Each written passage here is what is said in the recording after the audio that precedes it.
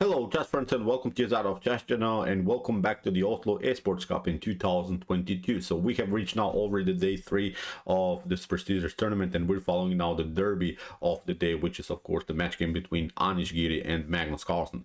Chess wise, this wouldn't be maybe the derby of the day, but when it comes to global really chess community, I think this is always a derby because I always love to see their comments, Magnus Carlsen and Anish Giri's comments before the games but also after the games, because they're mocking each other many times, they're making fun of each other, so it's always something worth to see. And of course we want to cover many of their beautiful chess games. So let's check out now what happened in the match game between the two of them, and I've sorted out first of all a beautiful game that was played by Anish Giri here with the white pieces, and Magnus Carlsen played here with the black pieces in the Benoni defense. Again, Magnus pulled off, he dared again to play the Benoni defense, because yesterday he lost his game against Liam in his Benoni structures, and yesterday I think Magnus get out of the opening very well, but he made a couple of inaccuracies, blunders, and he, as I said, dared again to play the old forgotten Benoni defense. So let's check out now what happened. It was a beautiful chess game by both of them. So here d4 was played by Anish Giri. We have e6 by Magnus Carlsen. So yesterday he also played first the Horvitz defense, then the game transposed into Benoni, and I myself would love to play the Horvitz defense, but I'm a little bit of a chicken, because if I would have played e6, then I would not love if my opponent would play the move e4, then I would have to play the French defense, and I really don't like to play the French defense. I'm really bad at it. I really suck in the French defense. So that's why, as I said, this is the risk that you could maybe reach the French defense after move e4, but here after move c4, I would love now to have this position from black, because probably I would also love to play here the move c5 going into the Benoni structure. So here after move c5 we have d5, e takes d5. So after c takes d5, we have d6. This is now really the normal Benoni move. We have knight to c3, g6, and after move knight to f3, bishop to g7, e4, and here after move knight to f6, we have reached now the common position in the Benoni defense. So in the beginning it was the Horvitz defense, but then it transposed into the Benoni structure. So here after move knight to f6, Anish plays knight to d2, which is also perfectly fine. Yesterday we have seen a beautiful approach of Liam. He played bishop to d3 followed with h3, which was the New York variation, which is in my opinion really one of the best ways, but this is also perfectly fine. Knight to d2, this is now the classical system of the Benoni. We're trying many times to do this maneuver. We're trying to play knight to c4, we're trying bishop to f4, and we try also to break and enter here with the move e5, because let's repeat again, we have talked about the main strategies of the Benoni yesterday, but let's repeat, because as I always like to say, and as the quote says, the repetition is of course the mother of learning, because if you don't repeat many of these positions, then you maybe forget about them, because you see also in this particular game that this Benoni is really a forgotten opening, and many times you don't remember maybe the best tactical sequences that are suggested by top engines, although you have probably a good preparation at home against the Benoni, but many times when you don't play an opening you just forget about it. So here after move knight to d2, the main strategy, as we said, is to play the move f4 and then break and enter with the move e5. Black's strategy, as we also mentioned yesterday, is of course a6 b5, then to push the pawn on b4, and then with the support of the dark square bishop to create really some madness on the queen side, because you have the pawn majority on the queen side. You have here a 3 versus 2 situation, so this is the side that you're searching your activities. Also, as we also mentioned yesterday, knight to d7, knight to e5, maybe knight to g4, knight to e5. You're also trying many times to create a blockade around the square e5, and white is trying to get the e5 move, so many times the Benoni is just the battle for the e5 square. This is again worth to mention, because again we'll have these ideas for both sides, because this is a really instructive game, although it's a rapid time format chess game, but it's really instructive with beautiful elements of the Benoni defense. So after move knight to d2, we have kingside castling, we have bishop to e2, and now knight to a6. This is this provocative move by Magnus Carlsen. This is a standard move in the Benoni, because the black is hoping that white takes now the knight on a6. After b takes a6,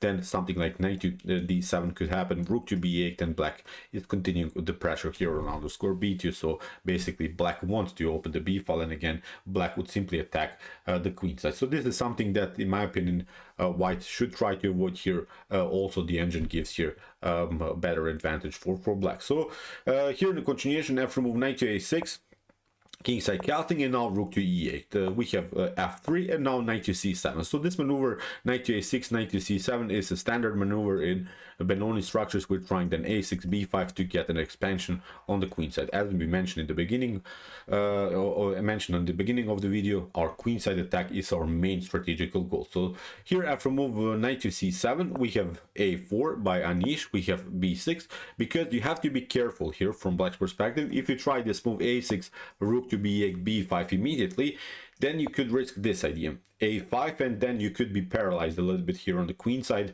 The problem is then, even if you try some ideas of b5, then you always risk this en passant, a takes b6, and then the a6 pawn is many times a structural weakness. So this is something that you should try to avoid, so be careful when you're playing the Benoni. Now Magnus plays the correct move, I think, b6, waits a little bit, and now he's trying after, for instance, knight to c4, or if you play something like rook to e8, then we could proceed here with the move a6, and for instance if white plays now the move a5, then we can pass through with the move b5, and then look at these two pawns, especially the pawn on b5 and c5, are creating really some madness here, and I think here black is strategically much better. So this is a position that you would love to get in the Benoni structure. This is exactly what you want to get in these types of defenses, because now with the support of the bishop, with these two dominant pawns, black has really a comfortable game. So that's why here knight to c4 was played by Anish. He's controlling further the d6 square, he's controlling also the b6, because now a6 is of course not working, because then knight to b6 could happen. So here Magnus is playing bishop to a6, and don't forget about these ideas by black many times. Don't mess it up. Many times black will give up his light square bishop for your knight. Why is black doing this many times in the Benoni structure? Because as we said also in the beginning, your main strategical goal is here to play f4, e5 to break the position in the center of the board, and of course the knight is supporting this attack here on c4. The knight was also on f3, on this square also the knight was supporting this attack. So as I said, this is the main strategy here of blacks to get rid of this key attacker, the knight on c4. So here bishop to g5, Magnus takes immediately the knight out, which is in my opinion really a good choice. So we have bishop to c4, we have a6 with the idea of course to break here with the move b5, and now king to h1.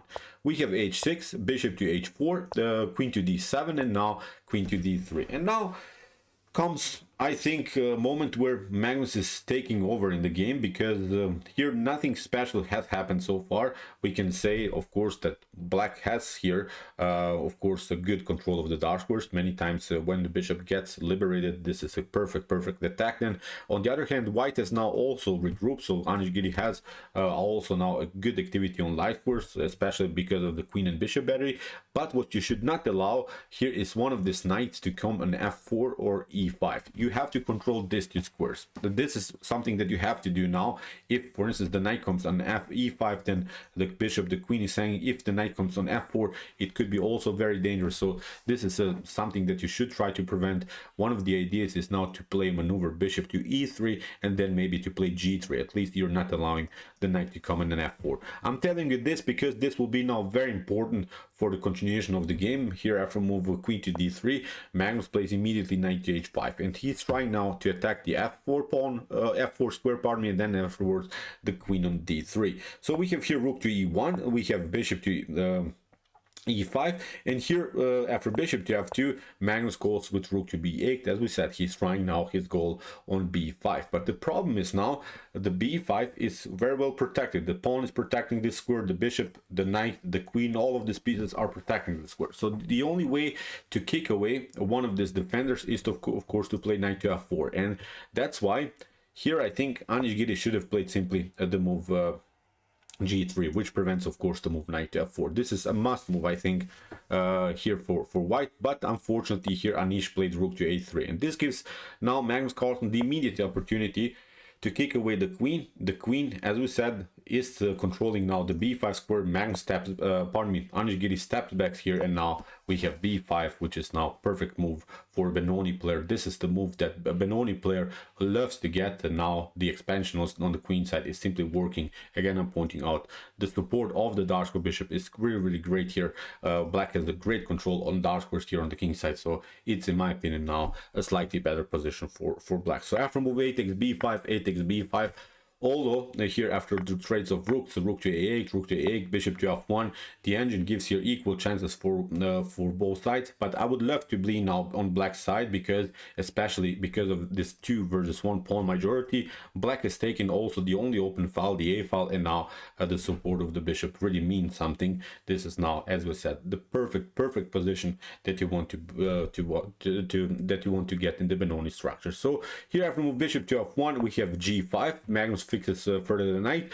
Maybe you can also try some other ideas, because this g5 seems to me a little bit risky, because you risk some ideas, knight to d3, knight to e3, then knight to f5. This could be maybe a long-term weakness that white could occupy, but Magnus maybe tried here to open the position, and he's also supporting further the knight on f4. So we have now g3, knight to g6. Here Magnus creates this jump, and he's now trying to search for new opportunities for the knight. So we have bishop to e3, queen to e7, and now bishop to h3, simply getting used now also of this diagonal. Here Anish Giri is desperately trying to include now these pieces into the game. So here in the continuation, after move b4 was played, for instance, if you would have taken here the pawn on b5, then we can take knight takes b5, knight takes b5, and then rook to b8 is leading now into complications, because you could also lose the battle around the square b2. So that's why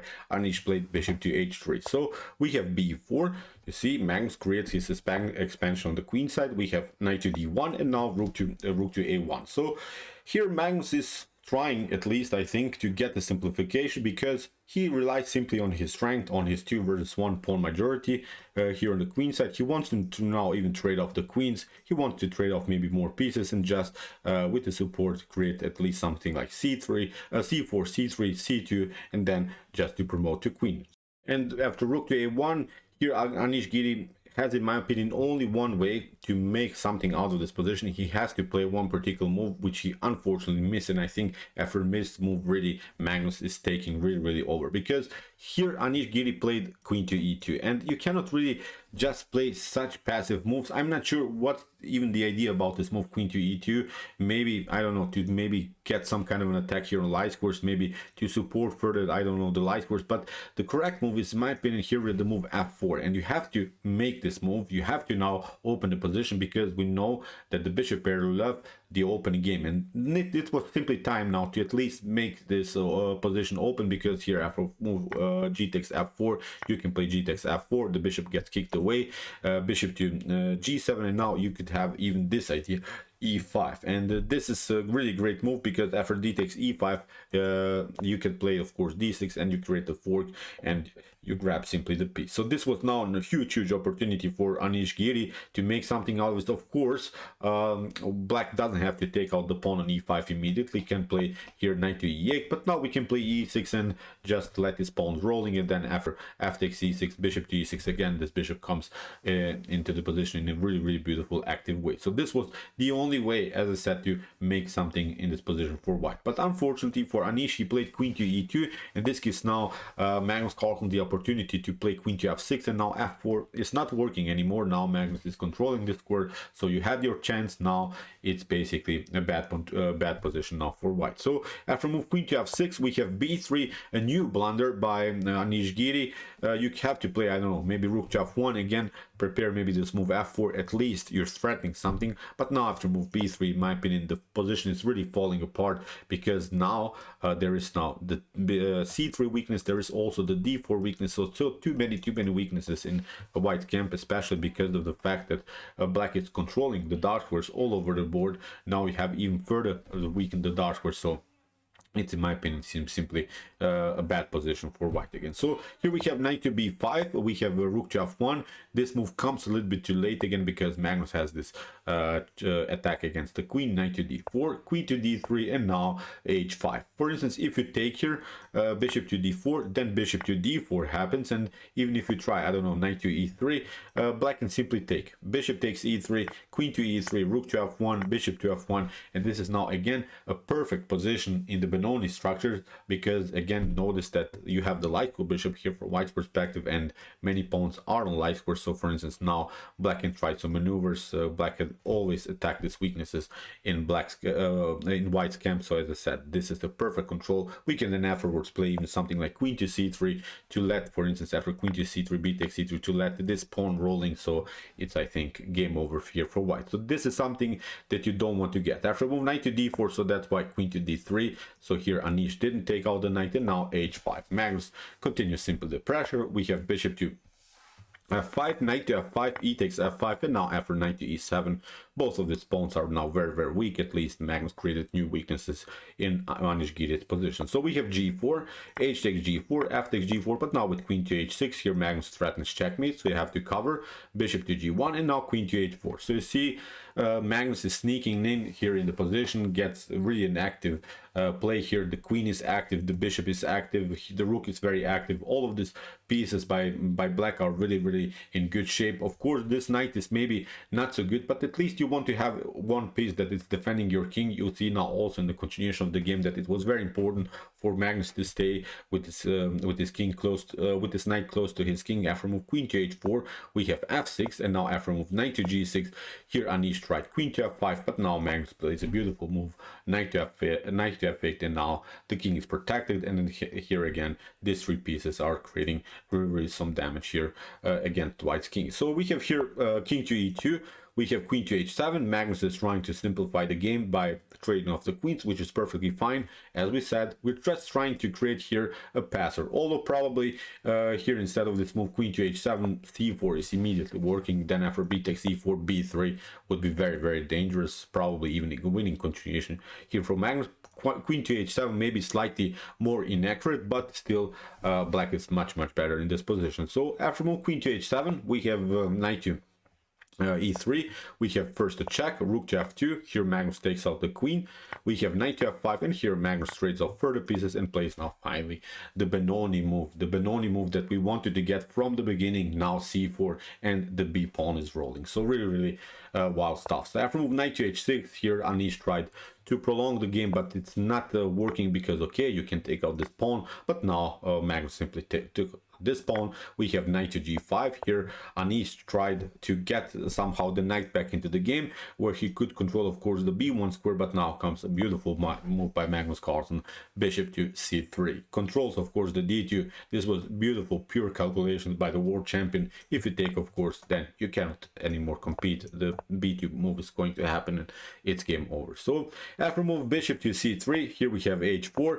we have b2, h5, you have only one check. Now new check, again a new check, but this is not working. You can create just a little bit of checks, but nothing special in this position. Anish Giri resigned. There's not a way anymore to protect the b1 square. There's not a way anymore to prevent this promotion. So really, really great game by Magnus Carlsen. I loved here his approach in the Benoni, but you have seen many mistakes, I think, by Anish Giri, especially the fact that he could have pulled off this move f4, then he played b3, created some weaknesses. He played simply two passive moves 2-3 times in a row. This is something that you should not do, of course, against the world champion Magnus Carlsen. Magnus took his chances, won the game, and especially I loved this game because it showed really the great strategies, the great elements of the Benoni that you can play.